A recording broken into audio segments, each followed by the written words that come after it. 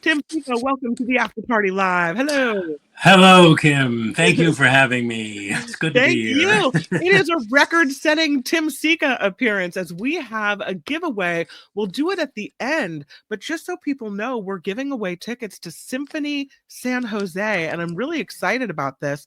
We're a big symphony family over here. Yes, Uh, we are. Yes, my we are too. my daughter is in the Santa Rosa Youth Symphony, which is really, Oh, really exciting. And so I spend a lot of time listening to symphony music and listening to her practice. And seeing Symphony San Jose would be really incredible. This is the Hollywood Spectacular, where they're playing music from Hollywood movies that we all know and love. yes. All the music from what I understand, all the music they're going to be performing are from scores that won the Academy Award for Ah. best score. So yeah, we'll talk more about that at the end. But We'll talk yeah. more about that. I have the website is in the show description if you're interested in buying tickets. If you don't win the tickets today and you're still interested in going, so we'll do that.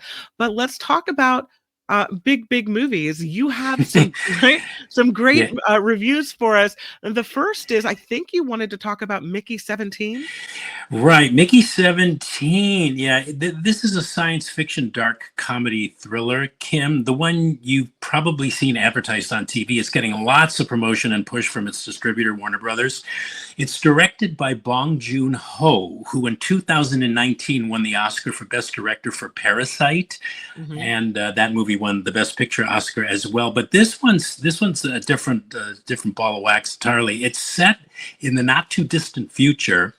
2054 to be exact, and it stars Robert Pattinson as a disposable or expendable employee who's sent on this expedition to colonize this ice world, right? And Mhm. Pattinson plays a person who's died many times. He plays a character named Mickey Barnes, Mickey 17 of the title, and when he is sent on this ice world expedition, it's the 17th iteration of him, he having died 16 times prior. In other words, the film's premise is that after one iteration of Mickey dies, a new body of Mickey is regenerated with most of his memories intact. And as an expendable, Mickey's given these lethal assignments, since every time he dies, he is quote unquote reprinted using cloning technology that has been banned on Earth. Now, if that sounds confusing, it's because it is. Oh the no. entire the entire movie is kind of confusing in that way. Not only Yeah. confusing, but kind of a jumbled mess. However, I'm going to be fair to this movie.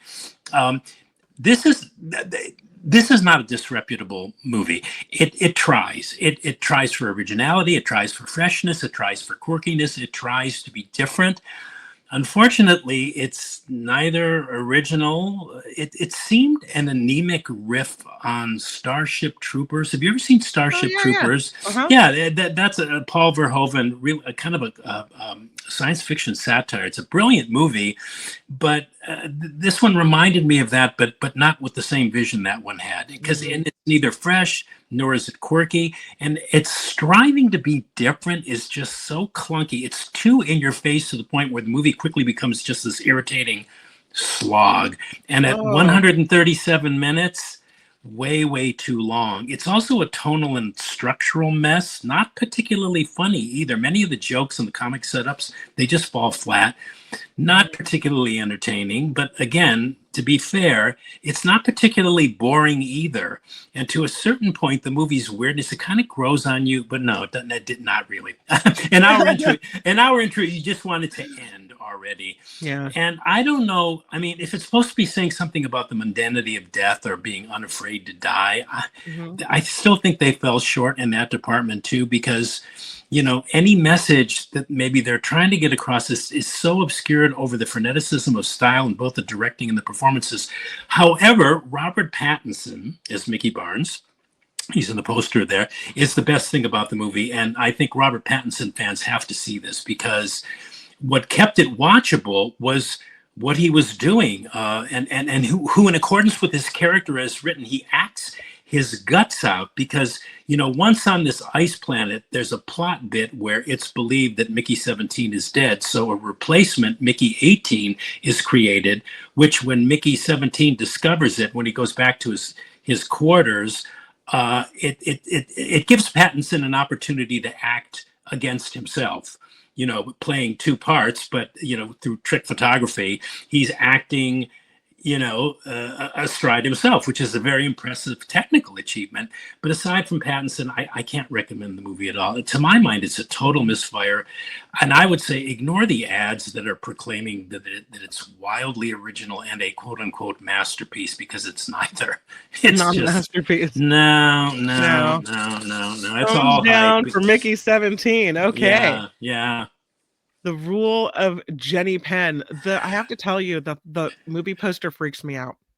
Well, this is definitely not for the squeamish, Kim. This next Mm. movie, it's a horror movie. It's called The Rule of Jenny Penn. Jenny Penn is that doll. It's a sort of like a hand puppet, and I'll explain. But it stars Jeffrey Rush as this judge who has a stroke, and he's temporarily confined to this elder rehab facility that also serves as an elder residence retirement home. He's confined to a wheelchair, so he's physically limited in what he's able to do while he recovers. But as he recovers, he becomes terrorized by a psychopathic resident of the facility, played by John Lithgow, with this sadistic game called The Rule of Jenny Penn. Jenny Penn being this hand puppet that the Lithgow character always keeps on his person and uses to taunt and torture and torment whatever man, woman, or animal he's after. So it's really, okay, it's really sick, this movie. Basically, it's 90 minutes of elder abuse perpetrated by a psychotic elder, right? That's what this movie is. But as a horror movie in the grand guignol tradition, it's chillingly effective. It's very unpleasant, an uncomfortable ride through hell. A truly terrifying horror movie, because what's dramatized here is it's one hell of a terrifying position to find yourself in, at the mercy of a sadistic psychopath with nobody who are in a position to do anything about it believing you. So that's what makes this terrifying, because this guy's pretty helpless. The actors, John Lithgow, Jeffrey Rush, are clearly relishing playing these characters. Just the two of them alone elevate this movie, pushing it into the horror stratosphere, I think. I mean, they're the real draw here, if you like really good acting. But the movie itself is, it's one of those movies that I didn't like at all. I found it disturbing, upsetting, unsettling. It really was torturous for me watching it. However, it is a very strong, terrifying horror movie, especially for those who like and enjoy this level of horror. So, pick your poison. I never want to see this movie again. Let's just put it that way. But if you're a lover of this kind of horror fans, have at it. You'll love it, because it's excruciating. I couldn't look at the screen half the time. I was blocking my ears half the time. It was like I said, it was like Some things you just don't want in your brain, and you can never get them out. So I get why you would plug your ears and look away. Yeah. And this is weird too, because I wish, it's funny, I'm going to sound like I'm contradicting myself, but I wish the ending had actually been more, okay, how can I say this? If it had more effectively presenced this grand guignol level of horror like the rest of the film did, it actually would have been, I think it would have been a classic horror movie. It's a satisfying ending that we get. I mean, thank God it ended the way that it did. Otherwise, you'd want to kill yourself afterwards and never want to watch a horror movie again. No. But it should have been a more disturbing ending, leaving the audience with material for, their nightmares. But it's almost as if the filmmakers were thinking, well, we've already put the audience through the mill. We better give them some relief.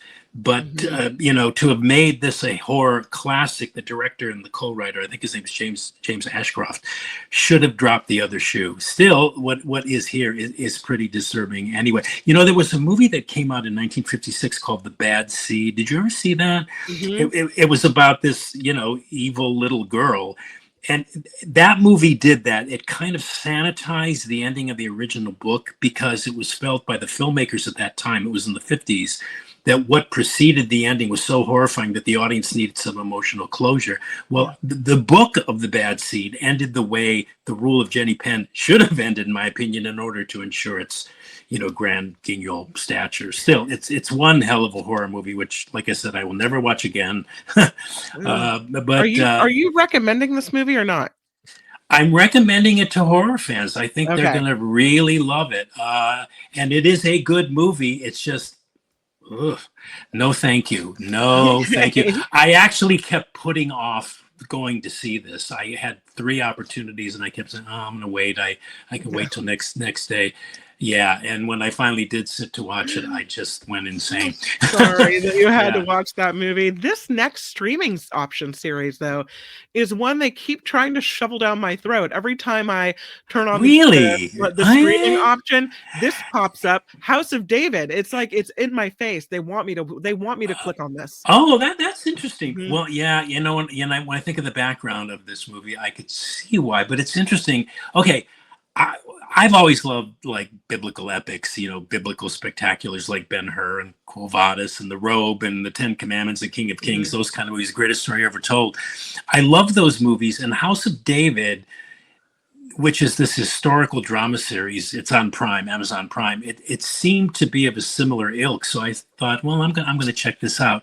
There's 4 episodes currently streaming, and it's set in Israel, 1000 BC, I think, and it follows the rise of David. In the poster there, the second king of Israel, his origins as a humble shepherd to his battle with Goliath, and then his eventual kingship. And yeah, it's weird because this is turning into a show that I look forward to watching each week. It's also one of the shows that, unfortunately, they're a bit slow to start. The first 2 episodes are pretty much, they're all exposition. So the show begins as only sort of spasmodically interesting with its necessary introduction to all of these characters. And it's kind of hard to follow because all the men look similar. So it's a bit much trying to keep track of who is who. It reminded me somewhat of a Marvel or a DC movie, and that there are so many characters. But the series itself kicks in by episode 3, when lots of intrigue and political and otherwise internecine warfare unfold. And by episode 4, which is the best of the bunch, I was totally invested in these characters and their stories. So yeah, and this is the other thing, Kim, too, for a Bible story. And I believe I don't have the facts in front of me, but I think the filmmakers are, yes, they wear their religion on their sleeves, so to speak. But none of that comes across in this, because it's essentially a Bible story, but it's never eye-rolling, it's never preachy, it's intelligently rendered. It's thematically more spiritual and metaphysical than it is religious or religiously dogmatic, if that makes any sense. There's some compelling moments and high drama, some good writing. So yeah, I mean, what's not to like? I was surprised. I needed to see something to talk about on streaming this week, so I picked this one. And if you can get through the first 2 episodes where they lay out everything, by 3 and 4, I think you may be hooked. Yeah. House of David. All right. Classic movie recommendation of the week. Yay! Oh yeah. Now, what can be said about The Sound of Music that hasn't already been said, right? Well, the reason I picked it, Kim, is The Sound of Music for this week's classic movie recommendation, which, I'm sure everybody listening in has seen, and probably more than twice. It's twofold. One, because it celebrated its 60th anniversary on March 2nd. This past Sunday, March 2nd, 1965 is when it opened in U.S. theaters. And 2, because this year, fans can experience the film again in a beautifully restored, I'm told, and remastered 4K version, which is slated to hit theaters later this year. And for those fans of the film who only know the movie through their TV sets or their VHS tapes, to all those fans, just prepare to be dazzled, because The Sound of Music was made for the big screen. It takes advantage of the big screen and just soars on the big screen.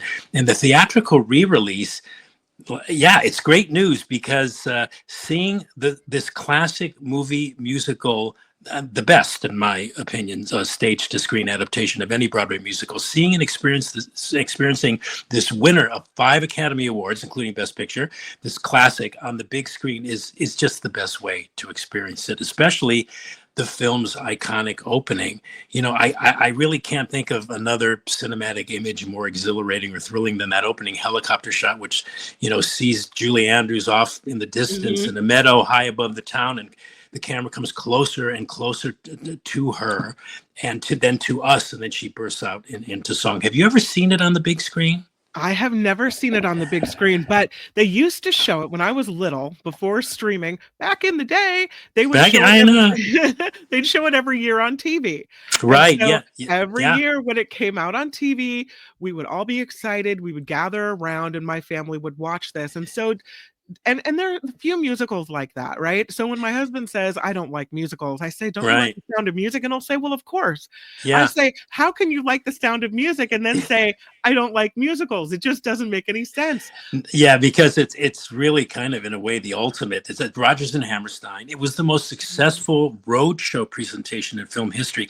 They shot it on 70 millimeter film, which was twice the size of normal 35 millimeter film Tadeo, and they recorded it in 6-track stereo with intermission. It played in several theaters for up to several years. It played the Dominion Theatre in London for 4 straight years on Whoa. its.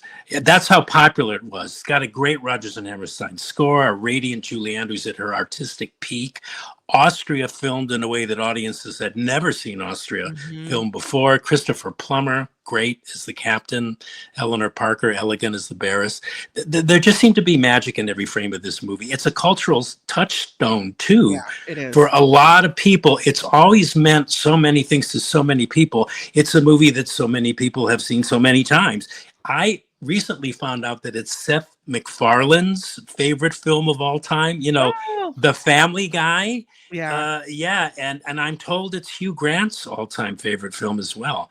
So I don't know. It's just one of the most enduring and beloved films of all time, and one of my personal favorites too. I've seen it probably more times than I have seen any other movie, and it's going to be back in theaters this year, and I can't wait. I'm gonna definitely go check it out. Yeah, on a There big screen. Yeah. there is not a song in this movie that I don't know the words to and absolutely love, but I think maybe my favorite is Edelweiss.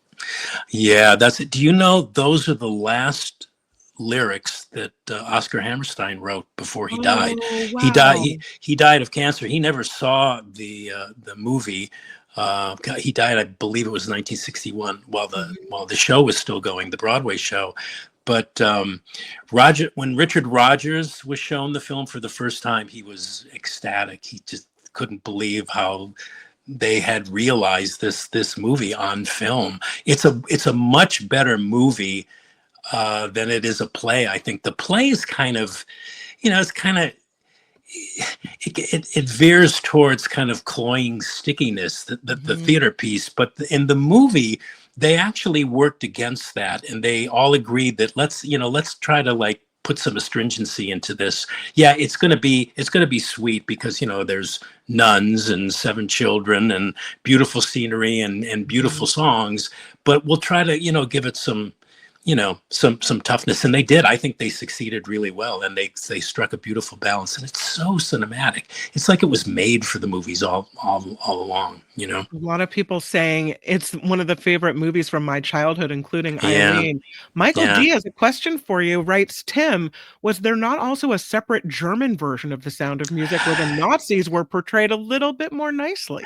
Well, I've never seen. Yeah, there was a non-musical German version called, I believe it was called The Trap Family. It was quickly removed from the marketplace Mhm.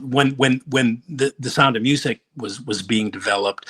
I've never seen it, so I don't know about the Nazis, but it was used as, I think, primarily the source material that the screenwriter Ernest Lehman used in adapting the musical version to the screen. In fact, I've seen a scene or two from it. It may even be on YouTube now.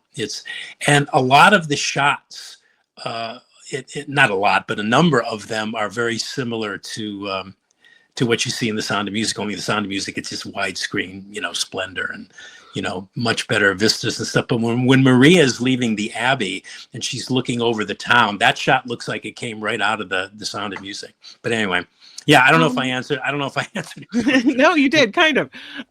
So two questions for you. Why is Julie Andrews always playing a nanny? Did this come out before or after Mary Poppins? She made Mary Poppins, and her second movie was a straight dramatic role called The Americanization of Emily.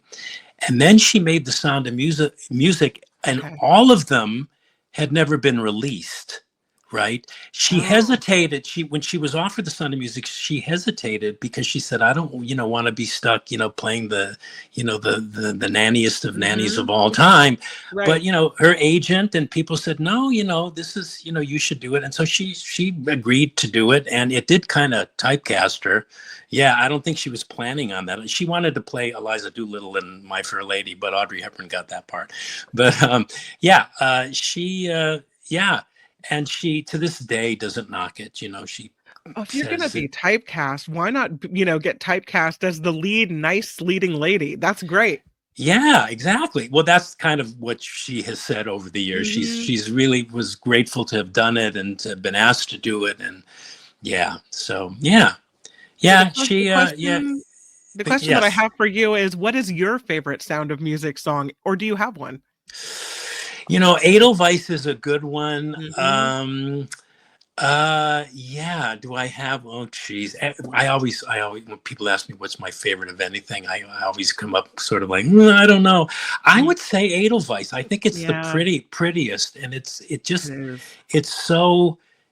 evokes something about home and country that's just very moving when when you hear it sung. And yeah, I also so like I would agree with you, and I would pick Edelweiss as well. Great minds. Favorite Things is pretty good.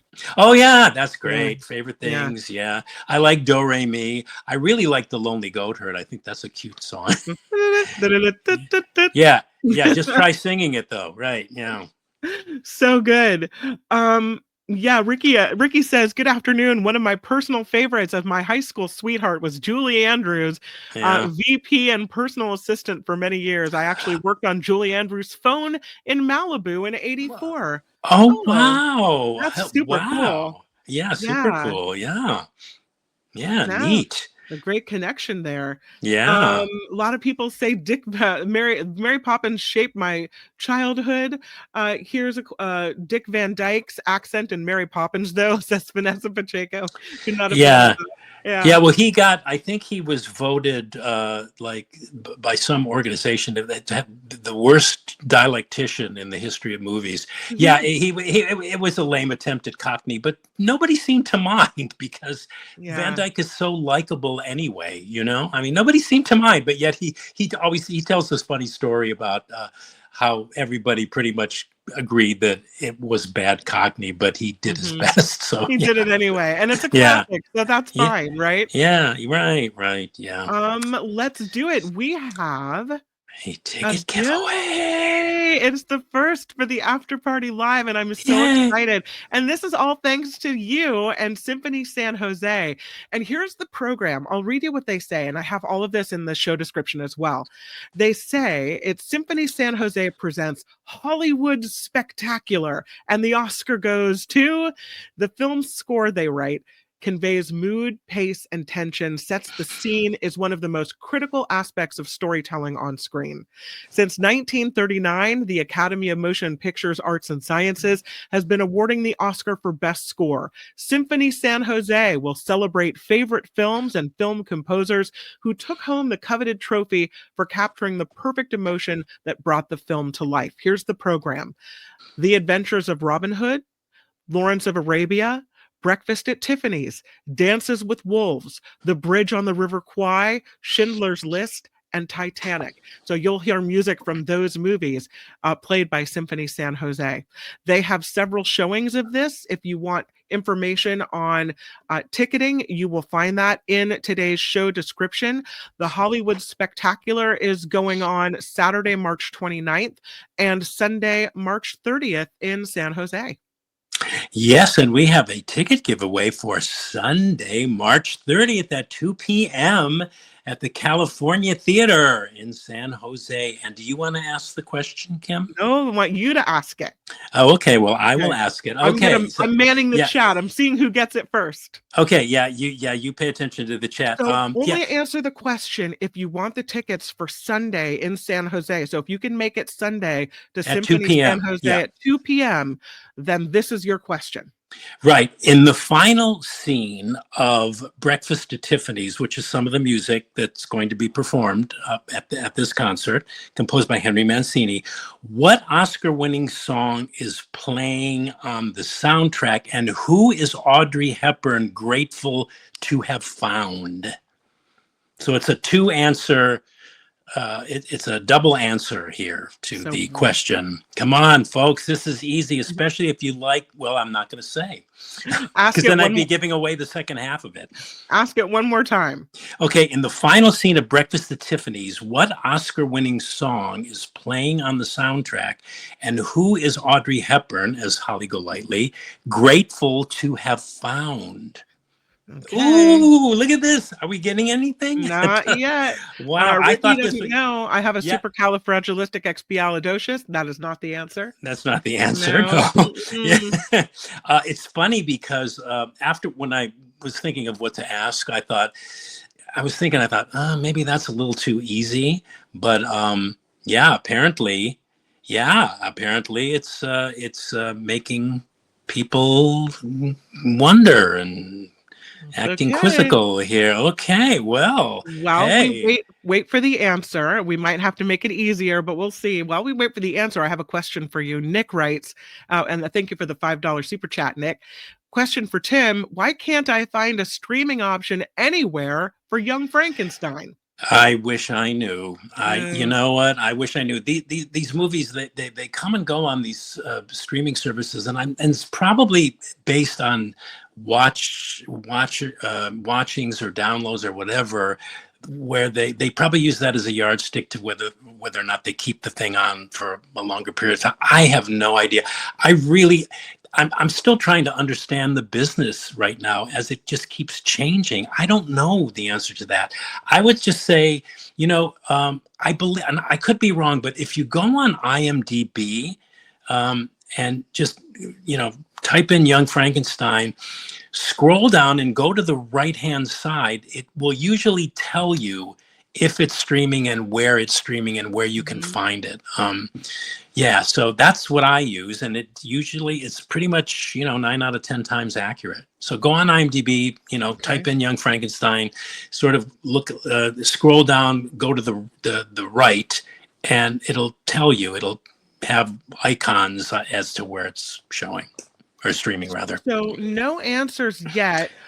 Eileen knows the answer, but she's not allowed to play. Jim says she finds her cat, doesn't know the other part of the question, but he can't go to the concert. So I guess at this point, I'll ask you to the crowd, does anybody interested in going to the concert? Or what you can do is you can just, well, wait a minute, your show's over, right?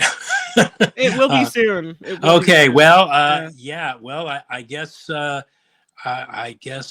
Kim's going to go to the I guess concert. I'll be going to the Yeah, concert. yeah. Well, Liz says, Cat. Liz, would you like to go to the show? Please let me know in the chat whether anyone can go 2 p.m. on Sunday. It's going to be really amazing. Symphony San Jose is spectacular. And of course, the show called Hollywood Spectacular, always a fun time. and So, Kim, if you do have a winner, just make sure to get their email. I'll send them the tickets through email, and then all they have to do is present them when they go to the show. They just show the piece of paper, and they'll let them in. all right. Well, I don't think we have any takers. So, if anyone would like to go to the show, then you can email me. It's kim@theafterparty.live. I'll get you in touch with Tim for the tickets. So, if you would like to go, oh, JT wants to go but doesn't live in the area. See, that's the thing. It has to be someone in the South Bay where it's convenient for you. Yeah. Mhm. So if Yeah. anybody wants to go see the show, Kim at the afterparty.live, let me know. And I'll let you know on Monday who took the tickets, who won, and maybe we'll get a little review of the show. The show going on both Saturday and Sunday at Symphony San Jose. Find ticketing information in the show description today. Thank you, Tim. You're welcome, Kim. It was great talking to you, and looking forward to next week. I look forward to seeing you as well. Have the best weekend. You too, Kim. Bye-bye. Hi. That is At the Movies with Tim Sika. We love it. Every week we get Tim. I am just so lucky to have him as part of the show. At the Movies with Tim Sika.